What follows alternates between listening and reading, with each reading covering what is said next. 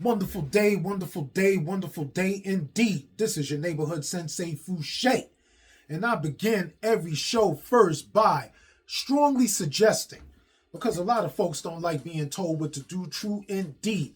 So, moving forward in conversation, I will emphatically implore for all of you beautiful, wonderful, self-loving, worthy individuals to stay woke. And in the process, never, ever, ever, ever, ever, ever get all stressed out. You know what I'm saying? Take any and all meditative practices and procedures, including environmental change if and when necessary, to relax. And always be prepared to take those notes. You know what I'm saying? Today is the 7th of July, 2025. You know what I'm saying? We are past the halfway point of the year. Way past not way past, but past enough to where we're entering the heart of the summer. And there's always things going on. There's going to continue to be things going on. There's no way to escape happenings and having to deal with situations. I mean, I deal with it all the time. I was trying to record this episode just before, and I was pretty much towards the middle, beginning of the end, and I was highly irritated at an immediate moment because I was distracted unnecessarily by a lot of excess noise that wasn't necessary. You know what I'm saying? And when I speak about awareness, that's an aspect of, for me, being aware of a moment that was hard to control and just pressing the reset. For the other unidentified parties, there was a choice not to notice a specific happening that their act would counteract in my hopes of productivity. And this is an important thing that is known to happen or be in the process of happening. And when there is distraction that may cause interruption, it can become an immediate frustration. And rather than go through the throwing a fit, all I had to do was just reset. You know what I'm saying? Because I understand it is what it is, and I have a choice of whether to shut it down for the whole day, or I could try to move forward because another moment is a different moment, and I don't have to include that prior moment into the current moment, because if I choose to do that, that is my fault more than the other party or situation being the main cause at that point. You know what I'm saying? And that's the difference between immaturity and a mature processing and moving forward from a happening in an example. You know what I'm saying?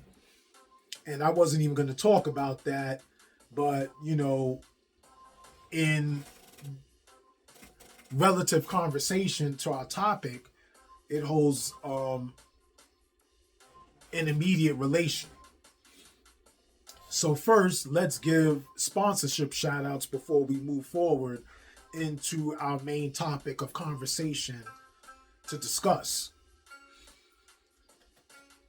Chief composer and producer, Mr. J.F. Winter of Nasty Noise Music Productions, N.M. M.P. is the acronym. All instrumentals that you hear played on this channel and podcast are provided by Chief Composer Producer Mr. J.F. Winter of Nasty Noise Music Productions. N.M.P. is the acronym. I am also going to shout out Mr. Sensei Fouché's first of a trilogy debut album, LP, vocal album. It is a more enhanced type of hip hop in relation to mental health and psychology. And if you go to the homepage of this channel, you will be able to click to all the available links that will lead to platforms of option. And if you have a favorite platform of choice that you use regularly, you know, Apple, Amazon, Spotify, YouTube, whatever it is, just search out Sensei Fouché and you will be there. And in relation to Nasty Noise Music Productions, just follow the elephant in the room and you're going to be right there. So, moving forward from that moment,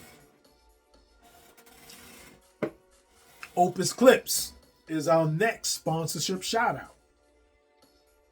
And please support the Sensei Fouché project.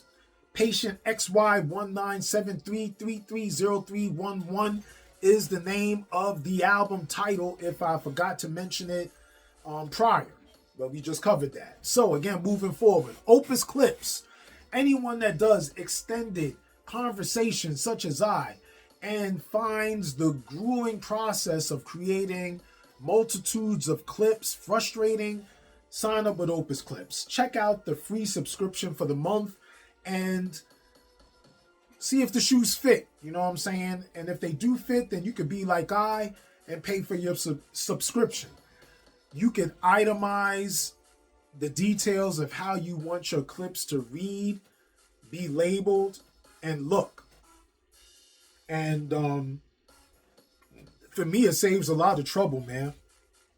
All of the multitudes of clips that I am able to have produced to promote the different conversations, more in itemizations and short itemizations, Opus Clips does all of that.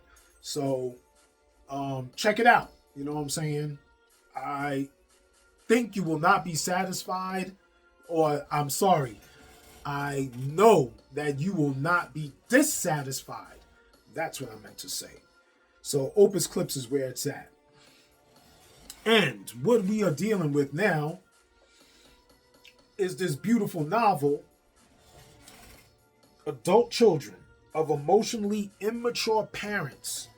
And myself, I replaced the word parents with people, because your parents are just a specific type of person to you. But to all of us random people out in the world that don't have the closest connection or relation with them, they're just a person. You know what I'm saying? I'm a parent, but I'm a person before a parent. You know what I'm saying? I was a person before I was a parent, and being a parent is just a specific type of person to someone specific. But it's about people, you know what I'm saying, more than anything. And we are all people, and we relate with people in general, whether we are genetically related or have some form of daily interaction with others, because this is an interrelated world. This is not a world based on isolation. So we are learning how to heal from distant, rejecting, or self-involved parents or people, more than that. Was your parent, and we'll read it like that for, this short part. Was your parent difficult, immature, or emotionally unavailable? If you grew up with an emotionally immature, unavailable, or selfish parent, you may have lingering feelings of anger, loneliness, betrayal, or abandonment. You may recall your childhood as a time when your emotional needs were not met. Check. You know what I'm saying? When your feelings were dismissed. Check. Or when you took on adult levels of responsibility. Check. In an effort to compensate for your parents' behavior. For sure. These wounds can be healed and you can move forward in your life. I did. It was a hard road. You know what I'm saying? Got a lot of pain sores, calluses on the feet. You know what I'm saying? Bruises from the long road. You know what I'm saying? Tattered footwear, bare feet at times. Metaphorically speaking, that is. And in some cases, slightly literal. You know what I'm saying? But we made it. And you can make it too. You know what I'm saying? Because if a old ex-scumbag like me, who figured it out, because that's what I say, hey, Sensei Fouché, you seem like a great guy. Well, thank you. I'm just an ex-scumbag who figured it out. You know what I'm saying? But you could do it too. It's not impossible. It just takes a lot of hard work and discipline. You know what I'm saying? And you have to be assertive into knowing that this is what you want to do. And you can accomplish it. But there is no easy street, I'll tell you that much. We are in chapter 4. Chapter 4, in this second conversation, deals with 4 types of emotionally immature parents. And the 4 types, just to review, are emotional parents, number 1, driven parents, number 2, passive parents, number 3, and rejecting parents, number 4. And we already covered the first one in the last conversation, which was emotional parents. And we are going to read through the chapter of the emotional parent again so we could keep them all connected together and as we finalize this chapter. The emotional parent. Emotional parents are the most infantile of the 4 types. The most immature. That's how I am going to translate it. They give the impression that they need to be watched over and handled carefully. It doesn't take much to upset them, and then everyone in the family scrambles to soothe them. When emotional parents disintegrate, they take their children with them into their personal meltdown.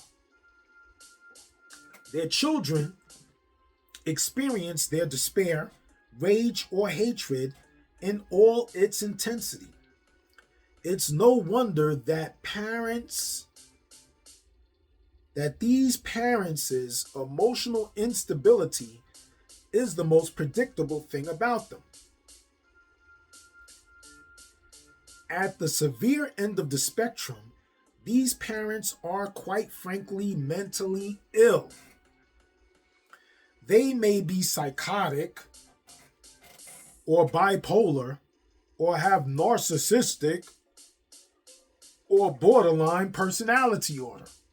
And those are just all phony baloney excuses that they feel they are entitled to hold on to and use as an excuse to give them an out, not to work on changing what should be identified as high level of immaturity and low level functionality.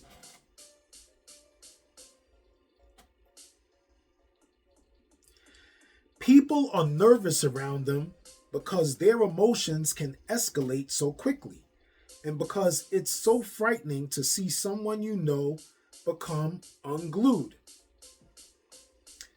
At the milder end of the spectrum, emotional instability is the biggest issue, perhaps in the form of histrionic personality disorder or a cyclothemic disorder characterized by alternating episodes of high and low mood.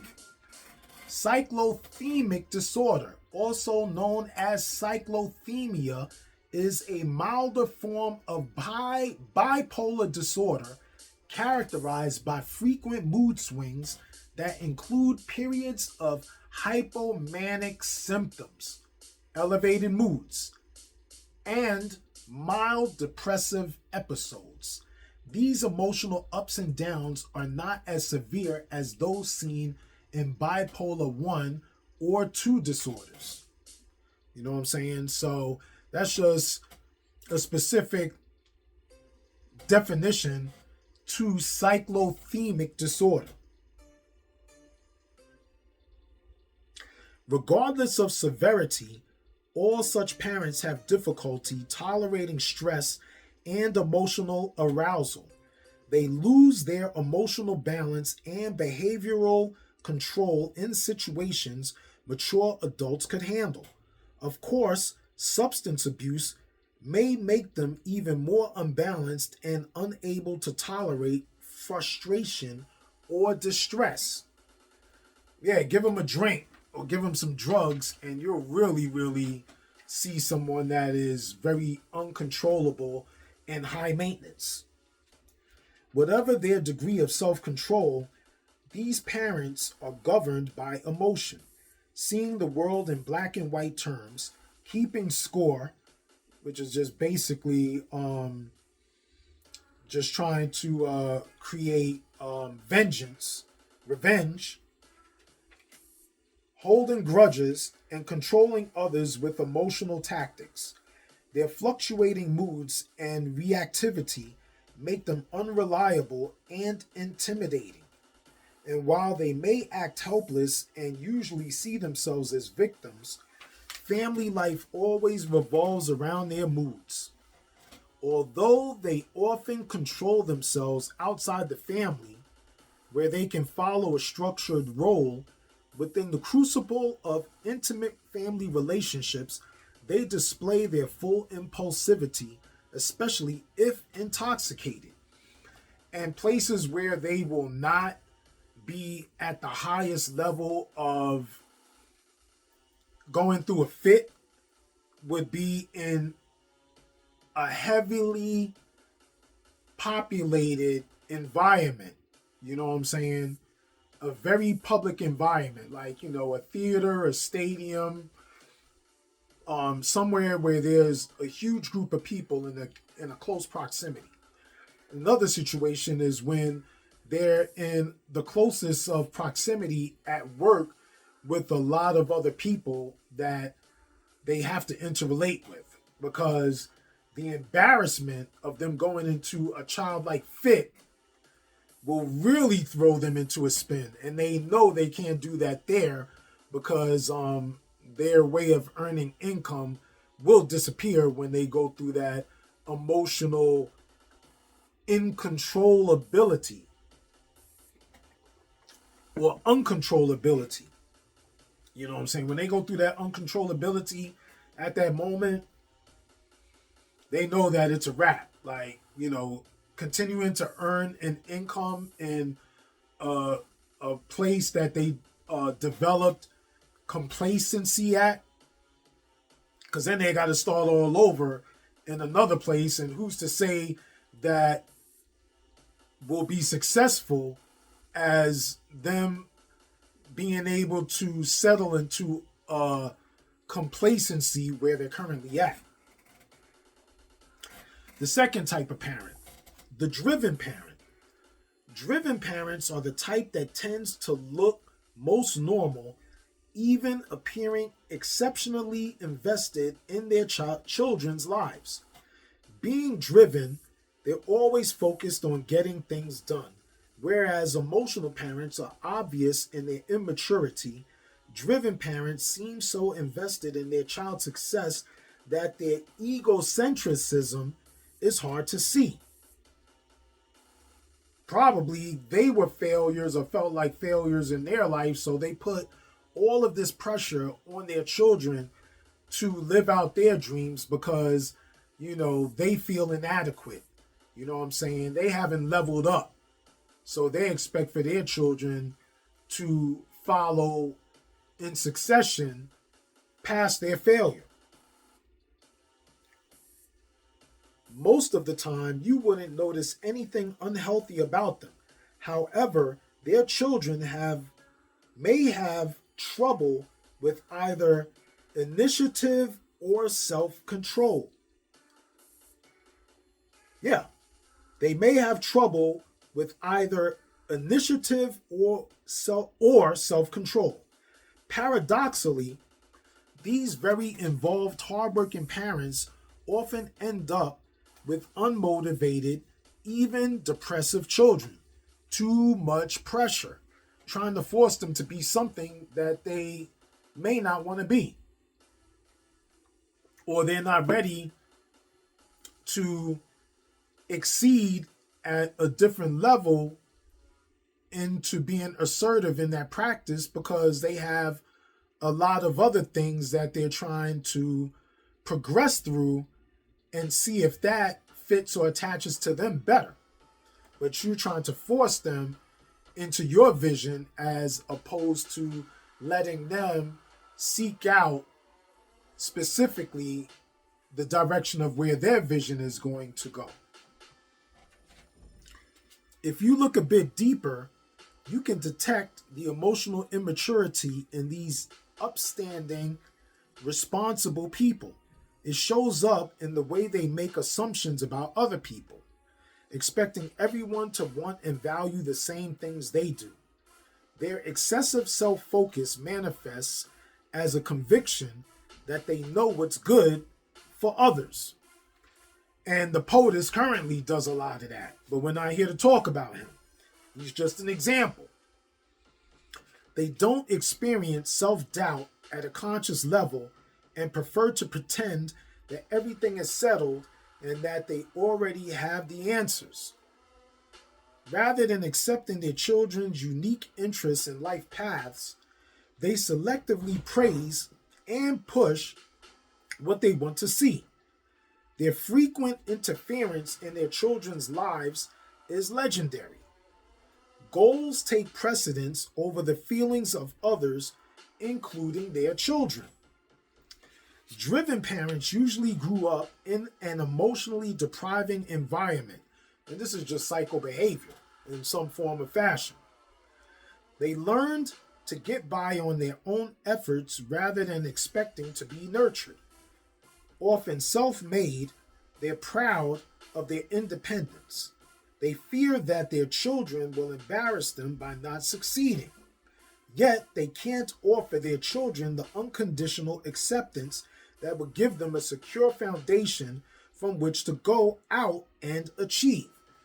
And it's basically just showing them by example and giving them your life situations as a strong, loose example, but having them identify with their path in footsteps.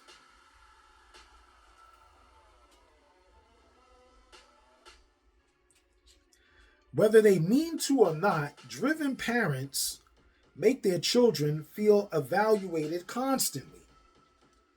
You know what I'm saying? Always saying, just giving different exchanges of references to where the child doesn't measure up. You know what I'm saying? Like, nothing is ever enough. You know what I'm saying? And there's very little praise and just more expectation. This kind of excessive oversight often sours children on seeking adult help for anything. As a result, in adulthood, they may resist connecting with potential mentors. Parent type 3. The passive parent. Passive parents aren't angry or pushy like the other three types, but they still have negative effects. They passively acquiesce to dominant personalities and often partner with more intense types who are also immature, which makes sense given that people with similar emotional maturity levels are attracted to one another. Compared to other types, these parents seem more emotionally available, but only up to a point. When things get too intense, they become passive, withdraw emotionally, and hide their heads in the sand. They don't offer their children any real limits or guidance to help them navigate the world. They may love you, but they can't help you. Passive parents are as immature and self-involved as the other types, but their easygoing and often playful ways make them much more lovable than the other three types, emotional, driven, or rejecting. You know what I'm saying? These are the type of parents where they're trying more, to be your sister or your brother or, your best friend, your bestie, rather than being your parent. You know what I'm saying? And they really don't have boundaries. You know what I'm saying? Their boundary ability is extremely weak. And they're basically pushovers. You know what I'm saying? They are often their favorite parent and can show some empathy for their children as long as doing so doesn't get in the way of their needs. Because, if you reject something that they want and they know that you're a pushover, then you are easily going to cower when they bully their intentions. And because they can be as egocentric as the other types, passive parents may use their child to meet their own emotional needs. Primarily, their need to be the focus of someone's affectionate attention. They enjoy the child's innocent openness and can get on the child's level in a delightful way. When the child becomes older and more mature than the parent, see where that goes. The child loves his or her time with the parent, but because the child is often filling the parent's need for an admiring, attentive companion, it becomes a kind of emotional incest. This kind of relationship is never completely comfortable for the child because it poses the risk of making the other parent jealous and may even feel sexualized. Interesting, right? Children wisely know not to expect or ask for much help from these parents. While passive parents often enjoy their children, have fun with them, and make them feel special, the children sense that their parents aren't really there for them in any essential way. In fact, these parents are famous for turning a blind eye to family situations that are harmful to their children. You know what I'm saying? Like basically allowing them to use drugs and alcohol or nicotine or any kind of addictive substances, you know what I'm saying? Even harder drugs, and kind of dismiss it because, they're afraid to deal with it. And they rather have their kids like them rather as opposed to doing right by parenting them or guiding them. So again, these parents are famous for turning a blind eye to family situations that are harmful to their children, leaving their kids to fend for themselves. When the mother is the passive parent, she may stay with a partner who demeans or abuses her children because she doesn't have an independent income. You know what I'm saying? She's a dependent. And because she's a dependent, she'll cater and cower to someone that is, what they mention, the someone that is more of a aggressive personality. You know what I'm saying? They just have a stronger personality presence, and it can be a destructive, stronger personality presence. But they attach themselves, to those type of people because of their insecure and their docile way of being, and that's through their upbringing. They just learned how to be weak, and they will cater and cower to anyone that has a stronger, more authoritative voice or presence about them. In their own upbringing, passive parents often learned to stay out of the line of fire, keeping a low profile and subjugating themselves to stronger personalities. As adults, it doesn't occur to them that they have a mission not only to have fun with their own children, but to protect them. And that's what I was stating, you know what I'm saying, with the hard drugs and stuff. They're scared to deal with it because these stronger personalities will have them submit and be subject to these happenings and detriments. You know what I'm saying? These aren't leaders. These are they're not even followers. You know what I'm saying? They're just more in cowardice than as opposed to being in leadership. As adults, it doesn't occur to them that they have a mission, not only to have fun with their own children again, but to protect them. Instead, they go into a kind of trance during the worst times, retreating into themselves or finding other passive ways to weather the storm. In addition to unthinkingly abandoning their children when the going gets tough, these parents may leave the family if they get a chance at a happier life. Abandonment.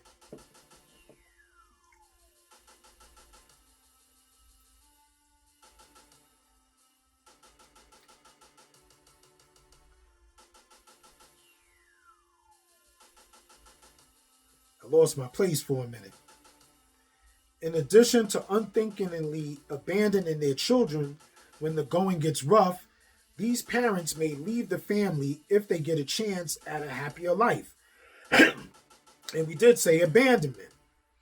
If the passive but more emotionally connected parent leaves the family for any reason, the wound to the child can be especially deep since the abandonment came from the parent who meant the most to the child.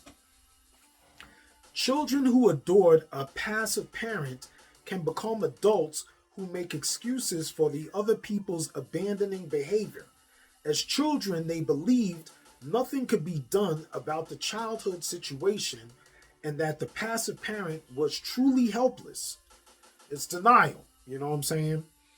They're often taken aback by the idea that their wonderful, nice parent actually had a responsibility to stand up for them when they couldn't protect themselves as children.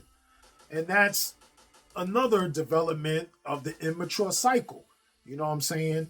Because they will excuse these immature parents for what they didn't follow through with earlier in their life, because, that the way they deal with abandonment is they want to feel acceptance from this rejecting type of parent, which it winds up being, from their passive way of living or existing, understanding, processing. So again, they're often taken aback by the idea that their wonderful, nice parent actually had a responsibility to stand up for them when they couldn't protect themselves as children. They've never considered that parents have a duty to put their children's emotional welfare at least on an even footing with their own interests. The rejecting parent. Rejecting parents seem to have a wall around them. They don't want to spend time with their children and seem happiest if others leave them alone to do what they want. Their children get the feeling the parent would be fine if they didn't exist. These parents' irritated demeanor teaches their children not to approach them, something one person described as running towards someone only to have the door slammed in her face. And it's basically the type of parent, when I was growing up, that used the reference, children are to be seen, not heard. You know what I'm saying? Do as you're told. They summarily reject attempts to draw themselves into affectionate or emotional interactions. If pushed for a response, they may become angry or even abusive. These parents are capable of punitive physical attacks. And the way that I define these type of parents are the type of people that never wanted children in the first place. They never wanted the responsibility. They feel like they have to do it, not like they want to do it. And that's why they're so frustrated, is because they feel forced into doing something they never wanted to do. You know what I'm saying? But on the back end, you shouldn't have went through the whole process of creating the situation of having a child. You know what I'm saying? You should have used protection, or you should not have had interaction in that closeness of physical connection with this specific person, if not at all any. You know what I'm saying? If anything, just practice the 5-finger knuckle shuffle. Get your favorite adult video and have some alone time and call it a day. And you don't gotta worry about, dealing with not only children, having them and raising them or paying for them. You also don't even have to deal with co-parenting and having to agree or disagree with someone else by law.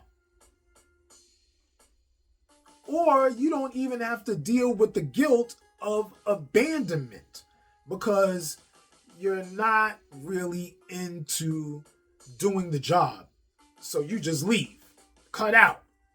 But in the back of your head, you know what you did. You know what I'm saying? And that big guilty weight is going to be hanging around your neck wherever you go, more than likely. You know what I'm saying? Things are going to come full circle. Rejecting parents are also the least empathetic of the 4 types. They often use avoidance of eye contact to signal their distaste for emotional intimacy, or sometimes employ a blank look or hostile stare designed to make others go away. And those are dismissive tactics. These parents rule the home with family life revolving around their wishes, basically like a dictator. You know what I'm saying? A well-known example of this type is the aloof and scary father, a man with no emotional warmth for his children. Everything revolves around him, and the family instinctively tries to not upset him.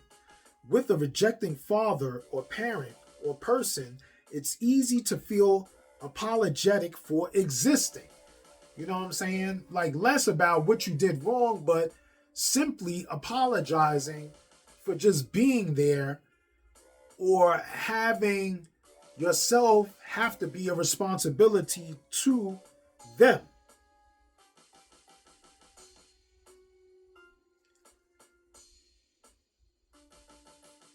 But mothers can be rejecting too, in the following sentence, in the same aspect. Children of rejecting parents come to see themselves as bothers and irritants, causing them to give up easily, whereas more secure children tend to keep making requests or complaining to get what they want. This can have serious ramifications later in life when, as adults, these rejected children find it hard to ask for what they need.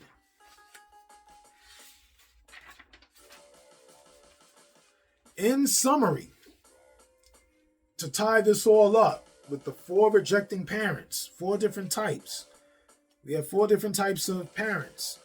We have emotional parents that are run by their feelings, swinging between over involvement and abrupt withdrawal. They are prone to frightening instability and unpredictability. Overwhelmed by anxiety, they rely on others to stabilize them, and they treat small upsets like the end of the world and see other people as either rescuers or abandoners. Or again, we have the driven parent, which are compulsively goal-oriented and super busy. They can't stop trying to perfect everything, including other people. Although they rarely pause long enough to have true empathy for their children, they are controlling and interfering when it comes to running their children's lives. The third type of parent, passive parents, have a laissez-faire mindset and avoid dealing with anything upsetting. They're less obviously harmful than the other types, but have their own negative effects. They readily take a backseat to a dormant mate, even allowing abuse and neglect to occur by looking the other way. They cope by minimizing problems and acquiescing. The fourth type of parent, which we just covered on the back end, is the rejecting parent. Enrage in a range of behaviors that make you wonder why they have a family in the first place. Whether their behavior is mild or severe, they don't enjoy emotional intimacy and clearly don't want to be bothered by children. Their tolerance for other people's needs is practically nil, and their interactions consist of issuing commands, blowing up, or isolating themselves from family life.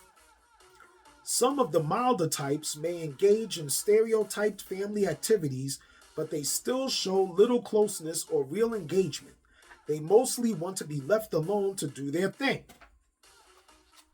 So in summary, all 4 types of emotionally immature parents are self-involved and insensitive, and therefore emotionally unavailable to their children. Their lack of empathy makes them hard to communicate with and difficult to connect with. They're all afraid of genuine emotion and seek to control others for their own comfort. None of them make their children feel emotionally seen. All are draining to be around in their own ways, and ultimately, all interactions center around them. In addition, all are incapable of true interpersonal reciprocity. All are incapable of true interpersonal reciprocity. Although there are 4 general types of emotional immature parent, their children, although there are 4 general types of emotionally immature parents, their children tend to fall into just 2 main categories: internalizers and externalizers.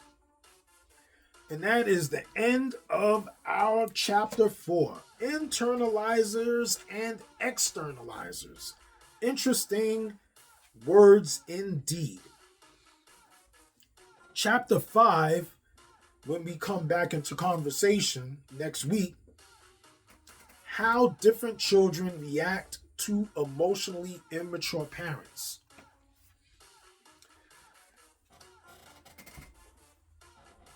This has been a wonderful moment, and I hope that we got a lot of information out of this moment. And excuse me for my few mistakes, and I hope I was able to stitch those mistakes up most accurately.